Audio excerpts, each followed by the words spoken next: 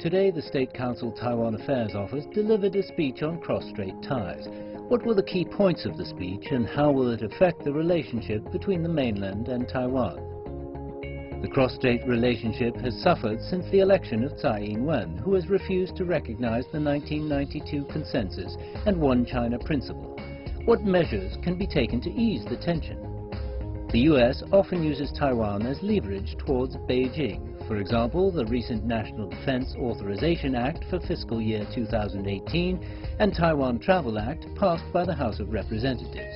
How will these acts affect the Sino-U.S. relationship? According to a recent poll, Tsai Ing-wen's approval rating has dropped. What is the current public opinion on the DPP as a whole? The press conference delivered by the State Council Taiwan Affairs Office has laid the framework for cross-strait ties in 2018. Increasingly complex changes in cross-strait relations, as well as new challenges due to pro-indepedence forces in Taiwan, only few potential risks in this region. The political landscape on Taiwan has also undergone vast changes, and all parties are carefully watching the upcoming 2018 municipal elections, where the ruling DPP and opposition party KMT will compete. However, U.S. politicians are still using Taiwan as a leverage towards Beijing, thus provoking the One-China-Principle, which is a core interest of China. How do we evaluate the current cross-strait ties and political landscape on Taiwan? What can we expect from cross-strait ties in 2018? And how crucial is the One-China-Principle for Chinese interests, which when considering some countries are interfering in China's domestic affairs? To discuss the many issues related to Taiwan, I'm pleased to be joined in the studio by Zhong Hotao, who is a research fellow at the Chinese Academy of Social Sciences, and Gregory Yinan, who is a Taiwan affairs commentator. We shall also talk via satellite with Joanna Lei Chen, former Taiwan legislator. That's our topic. This is Dialogue. I'm Yang Rui.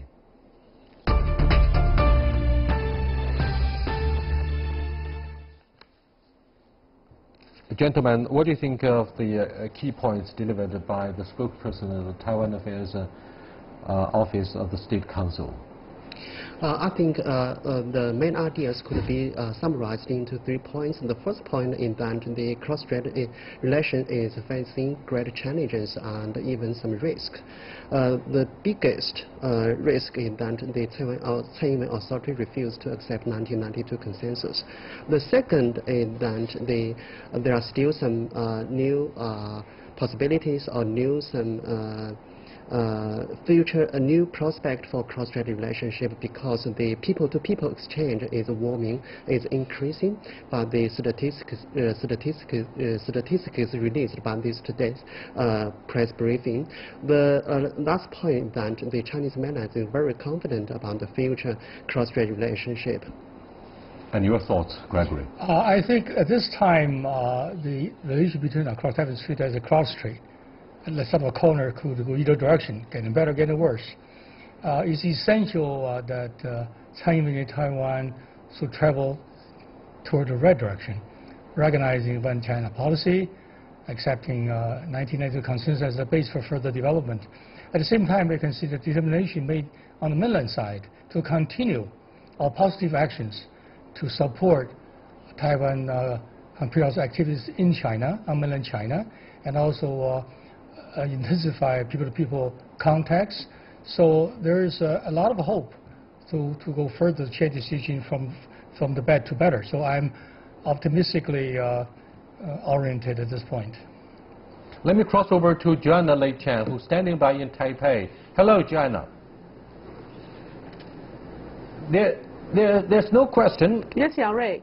Right, Joanna. So far, there are no signs whatsoever coming from Taiwanese authorities about their making concessions on the mainland principle of one China. And therefore, what do you think of the defiance of Tsai Ing-wen, leader of Taiwan? At the same time, the Taiwan Affairs Office of the State Council on the mainland says, we are capable of handling the future of Taiwan. What do you think of the confidence of the mainland?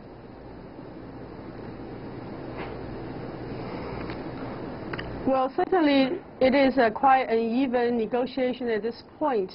From the point of Taiwan, the future of cross-strait relations is quite iffy. There are two main issues. One is what Zhong Houtao said.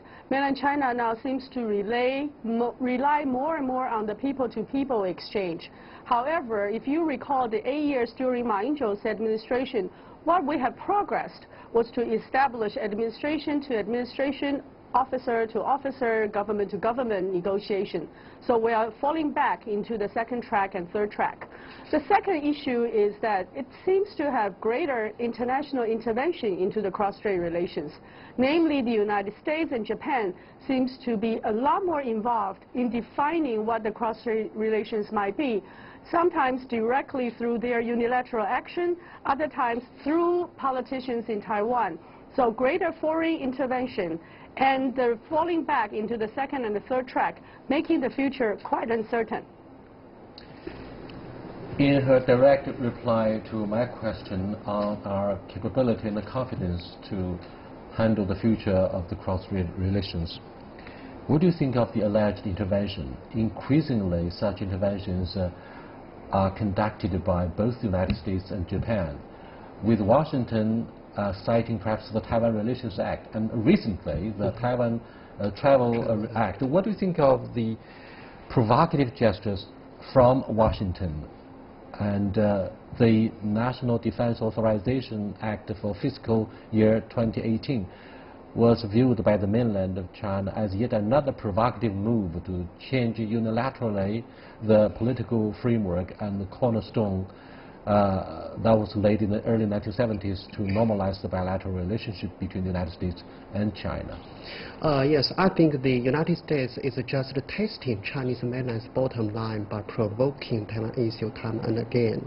And in this way, they could take Taiwan as a bargaining chip or as a leverage against Chinese mainland, because Washington is shaping a new strategy named Indo-Pacific strategy, and it is just want to take Taiwan as a pivoting point against Chinese mainland to make Chinese mainland to make more compromise, especially on some trade issue, on some economic issue. Or on the DPRK issue as well. Yeah, exactly. So I think United States is just taking Taiwan as a bargaining chip. It's just for its own sake, not for Taiwan's sake. So Taiwan should not be overexcited on these issues or these bills. And I don't think these bills will be come into law or be signed by Donald Trump.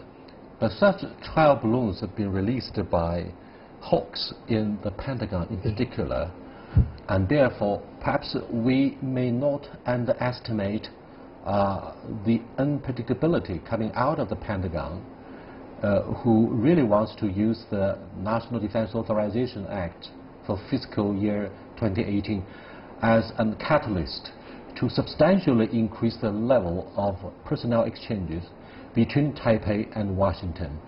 In that extreme circumstances, what do you think should be the most proper and likely response from the mainland authorities? I would say the passage of that particular act is not necessarily be implemented peacefully. For example, it could be primarily a gesture from the U.S. government to boost the morale of Taiwan. The information is simply that we're not giving it up. You know, we have all this arrangement to support you in time of necessity. Because the U.S. national interests in many ways coincide with China. So I do not see the possibility of having that particular item implemented peacefully to challenge China's authority. I think that's just a gesture. So both of you have been very cautious, and in fact, you don't think that Washington would go as far as to violate the principle concerning the One China future. Let me cross over back to Joanna. Ever since perhaps the inauguration of the Obama administration some 9 years ago, both Democrats and Republicans started to reassess their policy of engagement with Beijing. What does that mean for Taiwan? Now, I raise this question in the broad context of the National Defense Authorization Act for the fiscal year 2018.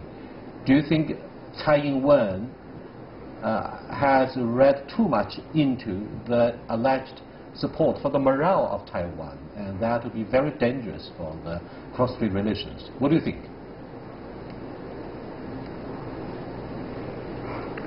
Well, Yang-Rui, I think it's a very insightful question. During the democratic regime, they have adopted a linkage and leverage tactic. They establish linkage with mainland China so that they will maintain certain leverage. And even so, in some of the major issues, they still boycotted mainland China's effort, such as initial discussion of One Belt, One Road and Asia Investment Bank. However, the Trump administration is showing a 180, showing a major change in terms of what United States seek to do in Asia-Pacific, or now they call Indo-Pacific. And in that new tactic or new strategy, Taiwan becomes a lot more important a lever or a bargaining chip in the overall U.S. strategy. So you can see, after the Trump administration, United States sent a lot of soft and very supportive signals to the Tsai Ing-wen administration. And from the Tsai Ing-wen administration's point of view, they certainly welcome any support from U.S. or Japan due to their long-term commitment to the Taiwan independence doctrine. So both have a need for each other, and Trump seems to be sending a lot of welcome signal to Tsai Ing-wen administration. However, Taiwan has experienced a very abrupt abandonment of the United States.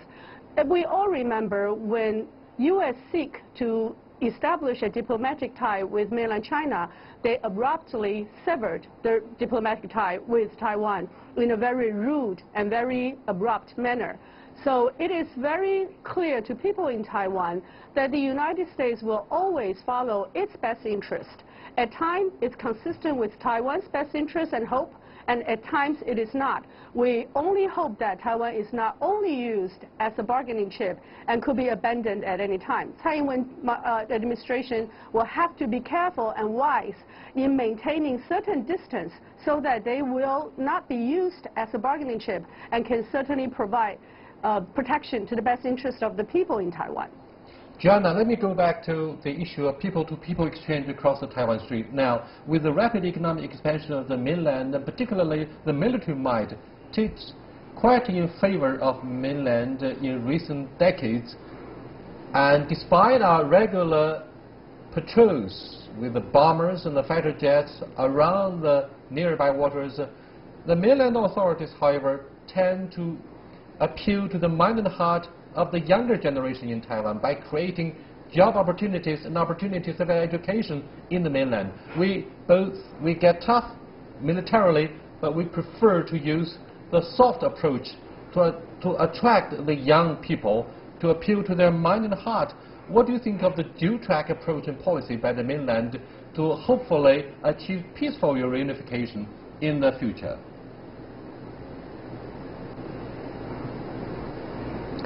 We have all heard a very old idiom that says, sometimes if you want someone to take off the coat, it's not just blowing them the north wind, sometimes it takes the sun to ask them to take off the coat. It seems very clear that a lot of local Taiwanese, whatever their families' ideologies might be, have chosen to go to mainland China to develop their own academic career and professional career. Others have decided to go there to expand their businesses. So a rising mainland China economy and the rising opportunities have attracted a lot of Taiwanese. And it is not because there are any ideological issue, but more importantly, people are making decisions based on their own best interest. And such a decision cannot be stopped by any regime. So Mainland Affairs Office may proclaim that Taiwan needs to be more patriotic or have to be more concerned about ideology. However, the individual Taiwanese are making their decisions. Sometimes we call it voting by their feet. Thank you so much, Joanna. I'll get back to you later on. Hotel, what do you think of the dual-track approach by the mainland?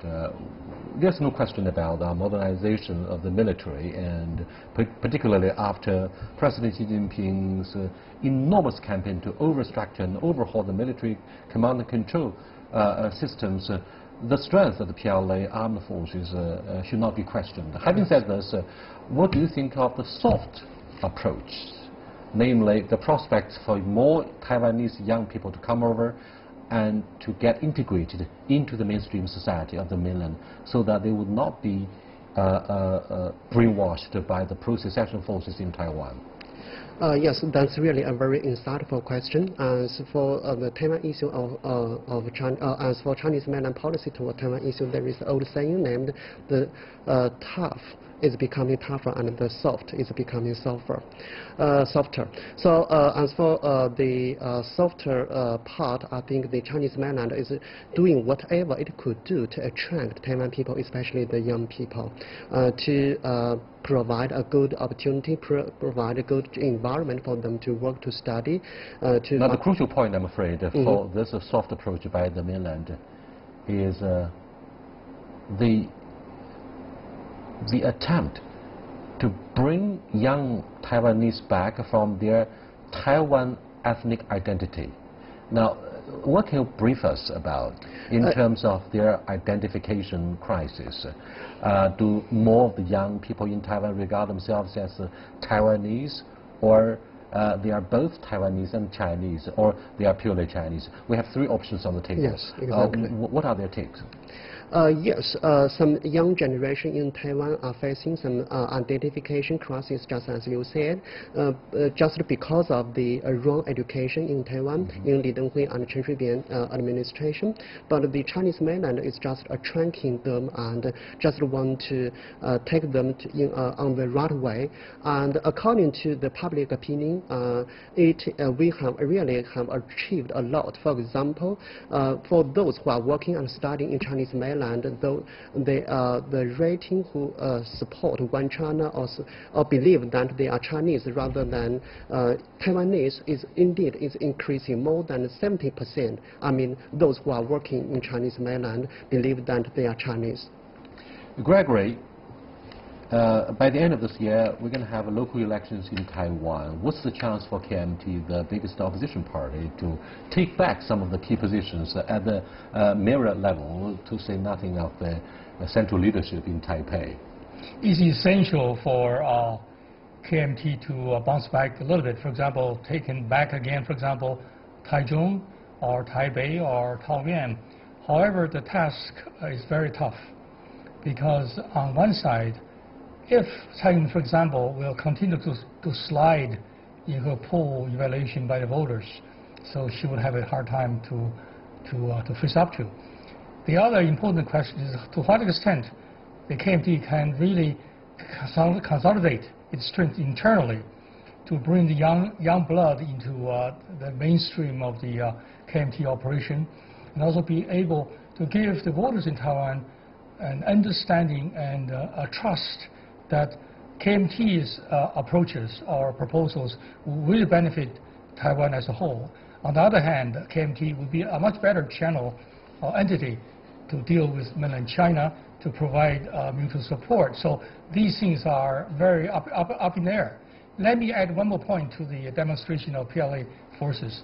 I think it serves several purposes. Number one, as a strong nation itself, mainland China has to have this practice from time to time, not aiming at Taiwan as such, but indicate we have the strength to defend ourselves, to move on when the test is coming. The second is a psychological pressure imposed on Taiwan to say that we can do it militarily, but we're not going to do it. So I don't think, I think the main interest in this area can be better preserved by a peaceful status all over the place.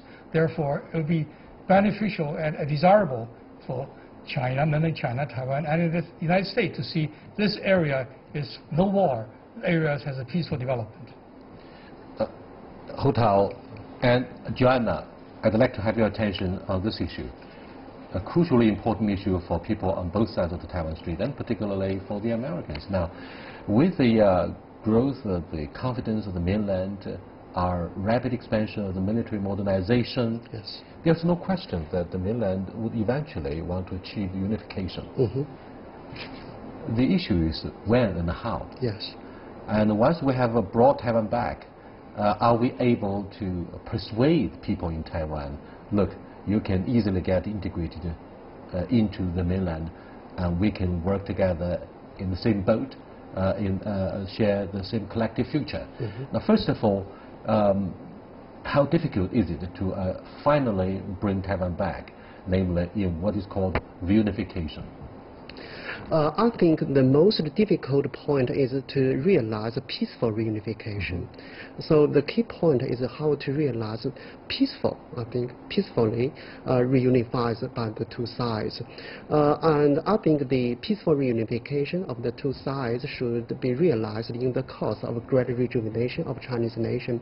According to the 19th Party Congress work report, it is clearly stated that the peaceful reunification of the two sides is closely related to the rejuvenation of Chinese nation. And in the middle of this century, we will realize the great rejuvenation of Chinese nation. I think that would be the deadline for the reunification. And for whether we could realize it peacefully or not, it depends on Taiwan authority. If Taiwan authority could accept 1992 consensus and would willing to reunify with us, then the two sides would be reunified peacefully. If not, maybe we will have to be compelled to use some other ways. Now, Joanna, Taiwan people have always been so proud of being a democracy, and they have the two-party system, despite the current weakness of the KMT, which is waiting in the wing to perhaps make a political comeback through the, first of all, local elections. Now, will the Taiwanese authorities and the leadership of the DPP surrender to the growing military might of the mainland? Dr. Hotao said a couple of minutes back that perhaps when the mainland starts to celebrate and commemorate the 100th anniversary of its founding, it's time to take a real look at the reunification issue. Now, do you think people like Tsai Ing-wen are clearly aware of the urgency?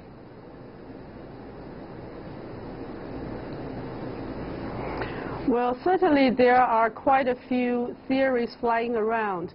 There are people talking about 2049, especially those who are in U.S. former State Department staff. They even have an organization called Project 2049. Others have flied around numbers like 2020 or 2025. I think I agree with my colleague Zhong Hotao that for the best interests of people across Taiwan Strait, anything that's by force will be devastating. Anything that's peaceful will be to the best interest of the people. So right now we are at a very dangerous juncture. Lots of people are flying around talking about the possibility of war. And I certainly hope that with the wisdom of leaders across the street, we will be able to escape the jaws of war, because war is devastating, and we have experienced that way back when, in 1949, and Chinese people should not have to experience such devastating future again.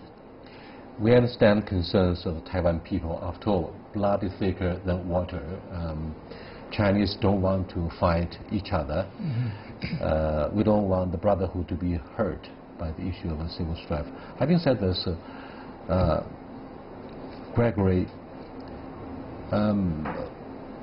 peaceful reunification is, of course, something that both sides desire, but is it wishful thinking? Do you believe, after all, Tsai Ing-wen delivered an examination paper half complete? She said the DPP, under her leadership and during her administration, would fully respect the Constitution of the Republic of China, the current Constitution of Taiwan, so to speak. That means what she said implied the recognition of One-ChinaPrinciple, but she didn't say so openly. Was there, or is there any possibility for the DPP, the die-hard pro-secession political force, the ruling party in Taiwan, to somehow change their attitude, to alter their stereotyped rhetoric about being independent, so that the mainland would not be forced to turn to the use of coercion? First of all, a DPP leader, Tsai Ing-wen at this time, is just real smart, and smart enough to have the interest of Taiwan people at large in her heart, bottom of her heart. She should become more flexible and creative. For example, to accept One China policy in a kind of a statement that is acceptable on both sides, and also recognize more formally the 1992 consensus. I think that is a good thing to do. Excuse me, Hu Tao, a few members of the new party were arrested on charges of encouraging rapprochement across the Taiwan Strait. Now, does it mean that we have zero communication with the DPP, the pro-secession political force? Exactly. We have zero communication. Yes. Well, that's very dangerous. I mean, what do you think of the ramifications if we don't have any political dialogue, if we don't have any cornerstone or groundwork for conducting such a decent and regular dialogue across the Taiwan Strait? But we have communications with the KMT, with the new party. But the KMT is an opposition party, it's not a ruling one, and therefore some members of the opposition party were arrested. So by arresting some members of a new party, Tsai Ing-wen is showing a strong signal for Chinese mainland that she is trying to cutting off the cross-strait people-to-people exchanges. So as for Chinese mainland, this is really a dangerous signal. So we become much more doubtful, become much more suspicious for Tsai Ing-wen. As you said, in 2 years ago, Tsai Ing-wen mentioned ROC Constitution, and that time we believe or we think Tsai Ing-wen maybe take a step forward or 2 steps forward. But now we could see she is just taking 2 steps backward. The last issue, Joanna, is about the future of Taiwan in World Health Organization and application for its name in participating in the Olympic Games in Tokyo. Taiwan really wants to be called the Taiwan delegation instead of a Taipei delegation. Now, in both cases, I'm afraid the mainland would vehemently oppose the participation of Taipei should Tsai Ing-wen refuse to accept the 1992 consensus. I'd like to have your thoughts.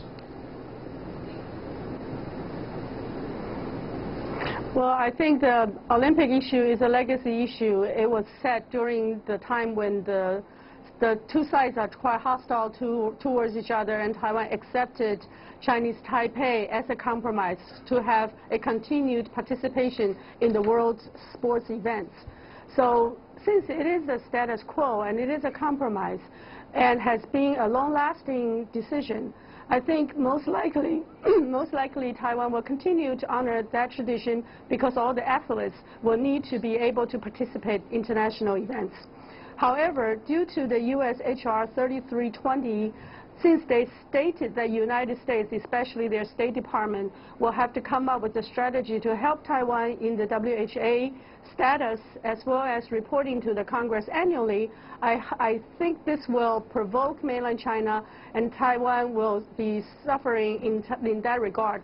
Mainland China may take a stronger stance against Taiwan's participation, such as in ICAO, in WHO. Those were opened to Taiwan during Ma Ying-jeou's administration. So now, again, in the international participation, Taiwan has to face 2 decisions: accepting status quo or perhaps going backwards, a major setback in terms of people's right to participate internationally.